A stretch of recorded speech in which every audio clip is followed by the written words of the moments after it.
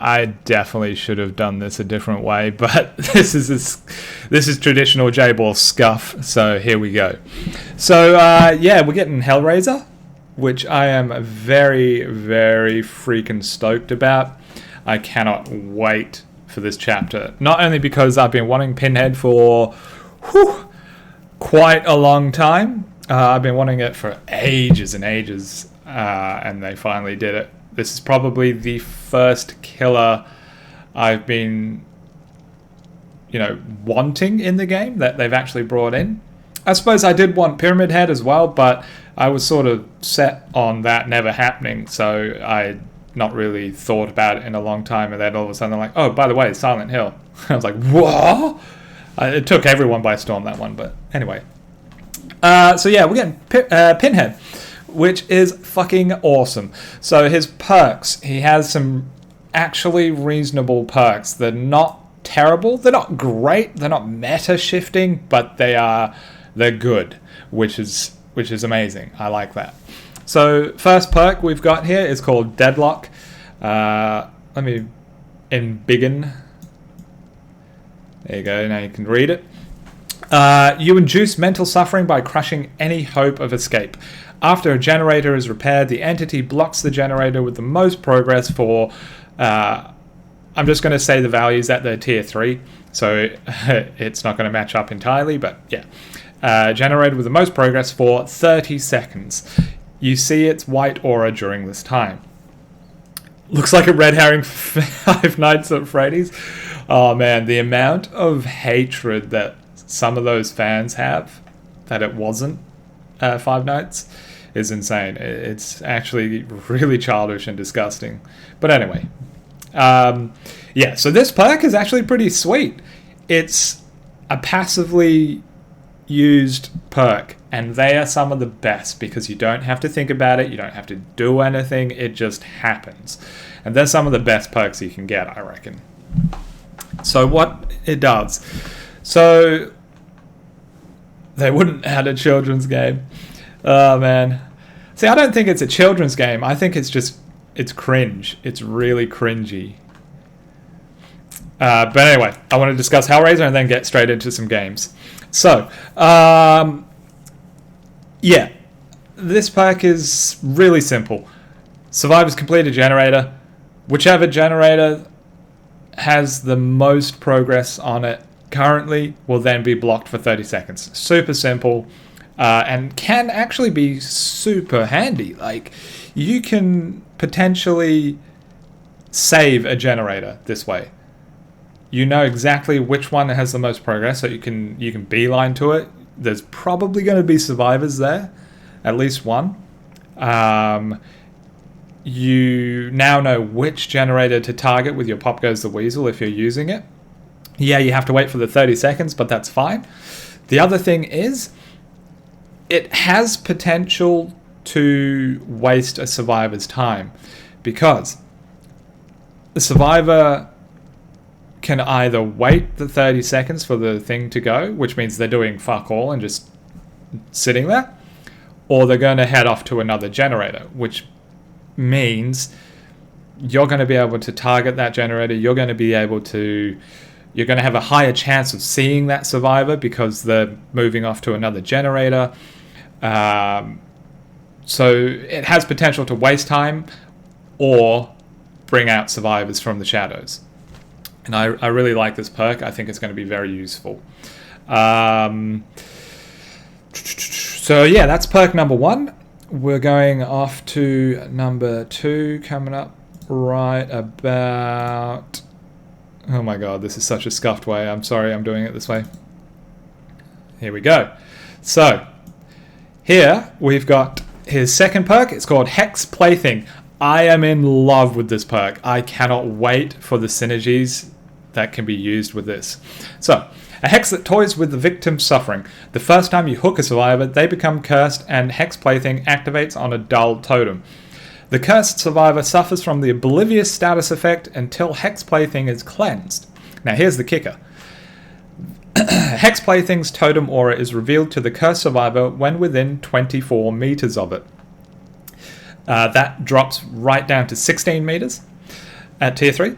For the first 90 seconds, only the cursed survivor can cleanse this totem.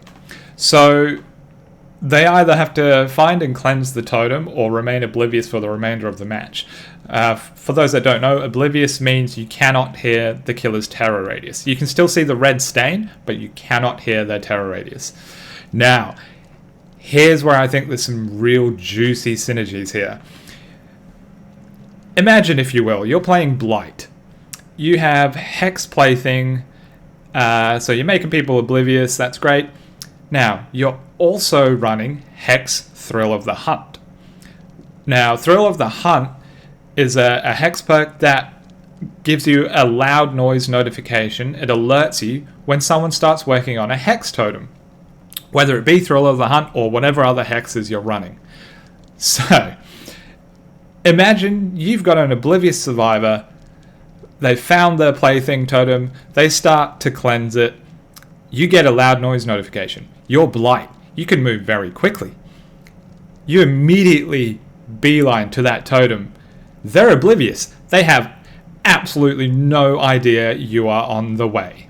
You could be right around the corner and they wouldn't know because there's no terror radius. They might hear you going, the sounds Blight makes, but they're going to have absolutely no fucking clue that you are coming. So, Thrill of the Hunt and Plaything, with high mobility killers especially, is going to be very strong, I reckon. You don't like the character model, Z? Ah, man, I think it looks sick. His running animation is kind of wonky, though. It's like he's power walking, but whatever. So that's one synergy I really enjoy with Plaything. The other one is it's going to be pretty big value with Hex Retribution, providing Retribution doesn't get cleansed first, of course.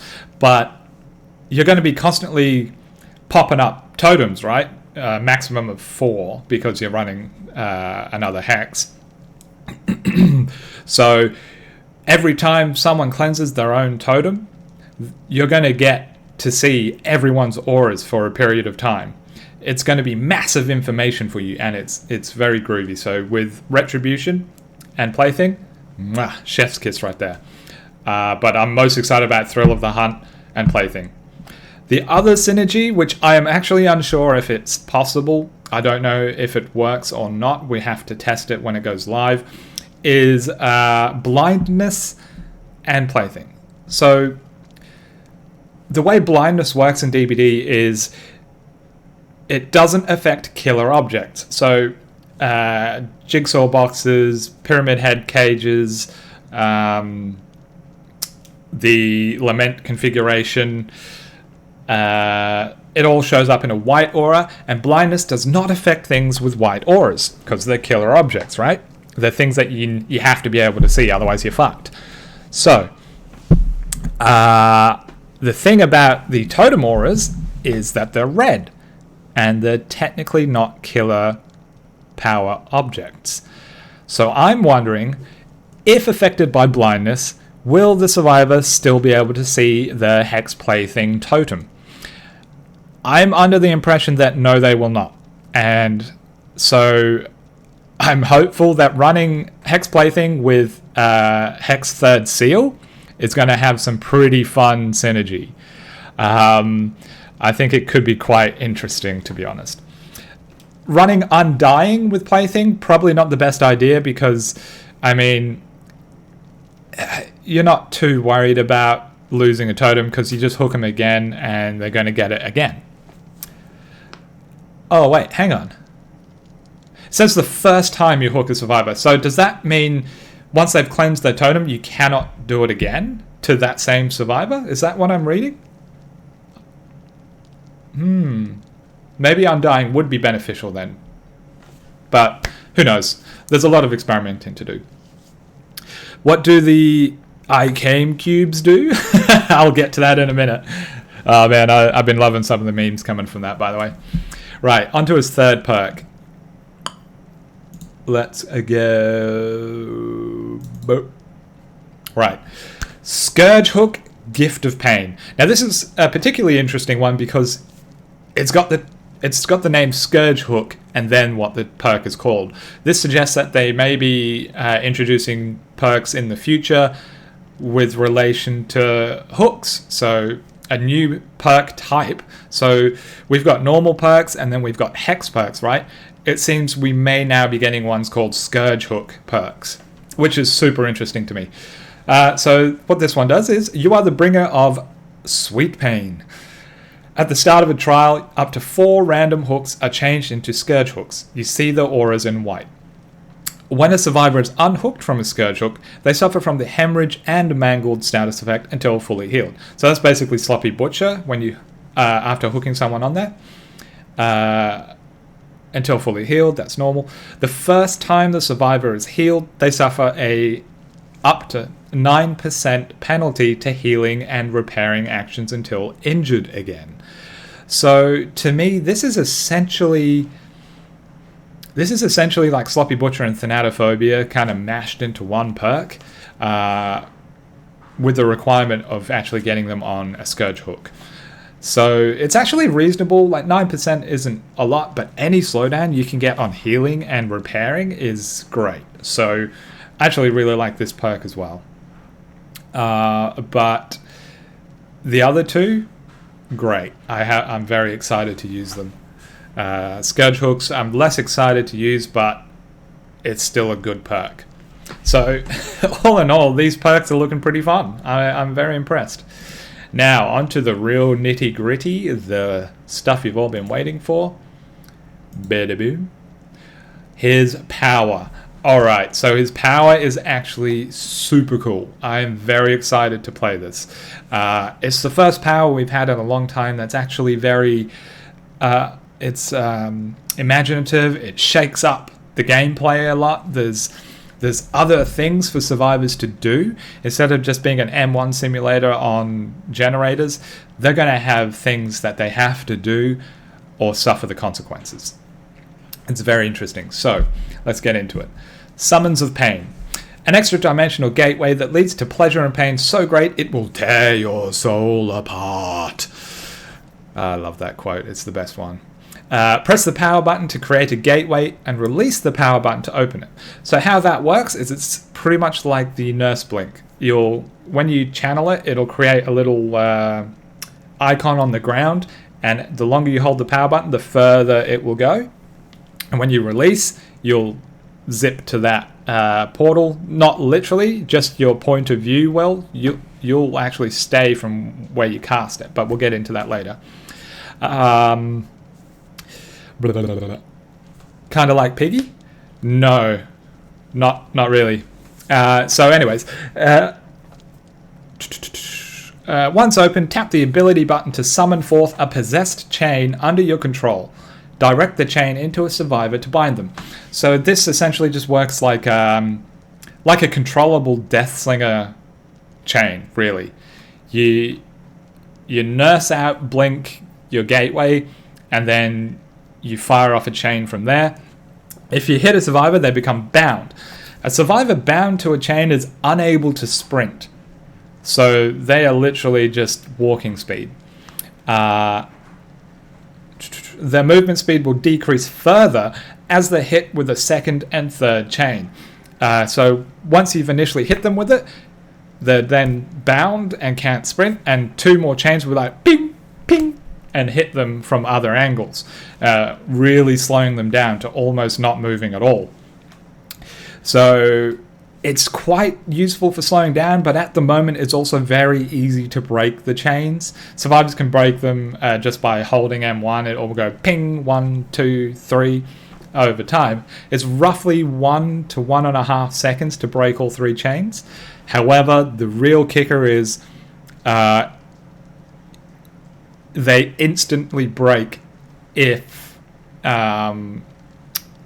they come into contact with environment or an object. So that makes it quite weak in certain loops, because they can just fucking go around a corner and all 3 chains will be like insta broken. So you've spent all that time to open your gateway and then fire the hook into them for almost no gain. So I think when it comes to live release, they just need to pump up the number in terms of how long it takes to break a chain, or just don't allow chains to break on the environment. Something along those lines. Or make it like Deathslinger, where it has to slowly, builds up that bar and then breaks. Do something like that instead of insta-breaking on environment, because it becomes very easy to get out of them, especially in indoor maps. So that's the only real issue I have with the power. Other than that, it's a great power that's really fun, and it's got slowdown. Slowdown is what we desperately need. The second part of its power is very interesting. It's called the Lament configuration. For those that have seen Hellraiser, the movies, or the comics, or any other media, the Lament configuration is like a puzzle box. And what this puzzle box does is summons the Cenobites. So if left alone, the Lament configuration initiates a chain hunt by summoning chains to pursue survivors. So at the start of the match, each survivor on their portrait will have like a ticking countdown chain around their portrait, similar to Freddy's falling asleep timer. It'll tick around. And when that bar is full, everyone, no matter where they are, will be constantly harassed by chains, just hitting them. And if one hits them, then they become bound, they can't sprint, and they have to break the chain. So chain hunts are very detrimental to survivors' movements. So that's why they need to find this puzzle box and get rid of it. So, if it's left alone, chain hunt begins, and summons chains to pursue. The hunt ends when a survivor picks up the Lament configuration. So they can pick it up without solving it, and it will stop the chain hunt. However, a survivor carrying the Lament configuration will be afflicted with the Oblivious status effect, and chains will occasionally be summoned to attack them. So there's a penalty to actually just holding on to the box. You can't just hold it. The survivor must solve the Lament configuration to remove it from their possession. So you can't just drop it, you have to solve it. While doing this, the Cenobite will see the location and be able to teleport to it. So when a survivor starts to solve the puzzle box, the killer will receive killer instinct no matter where they are on the map, and like a HUD indication around the edge of your screen, and you can then teleport directly to the survivor that is solving it, which is huge. It's big mobility, it's free information, and it's potentially a free hit, really.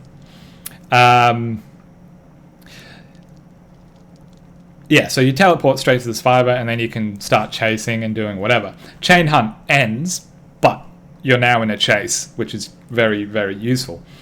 When the Cenobite picks up the Lament configuration, so if you find the box before a survivor does, a chain hunt is activated immediately. Additionally, all survivors are instantly bound by chains, causing them to scream and reveal their locations.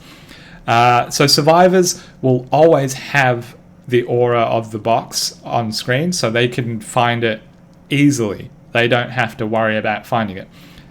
The killer doesn't get that aura without using one of the iridescent add-ons. No, it's not iridescent, it's a purple add-on, sorry. It's going to be quite rare for you to find the box as a killer, but it's going to be pretty useful when you do, because it's like a map-wide Dr. Shock, pretty much. Like, everyone screams, you know exactly where everyone is in reference to the map.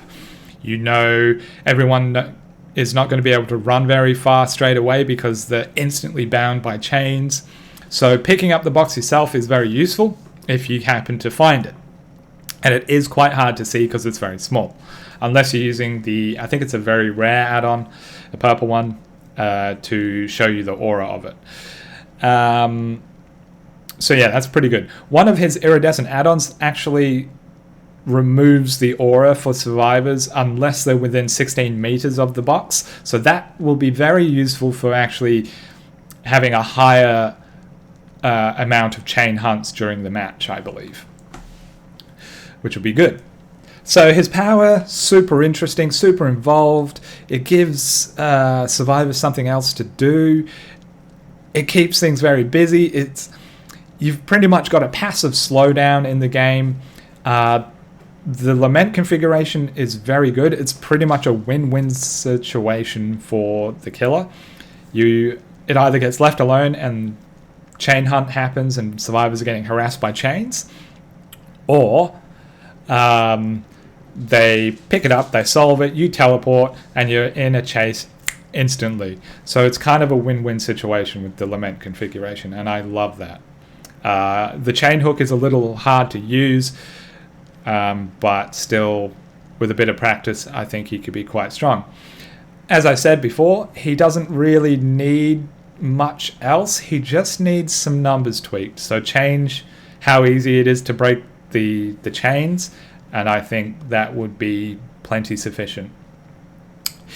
Honestly, if they made it much harder to break the chains, enough that it's worth using over just chasing an M1ing, I'd be happy to suffer a longer cooldown in between using the chain hook, because at the moment I think it's like 3 seconds or so after opening a gateway. There's like a 3-second cooldown of ding.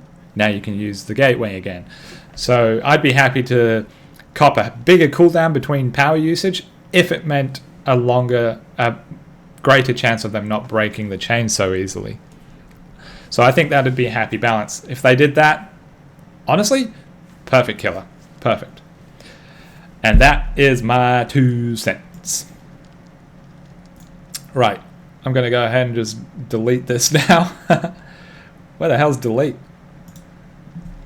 Bing. Bong. There we go. Alright, guys. Moving on.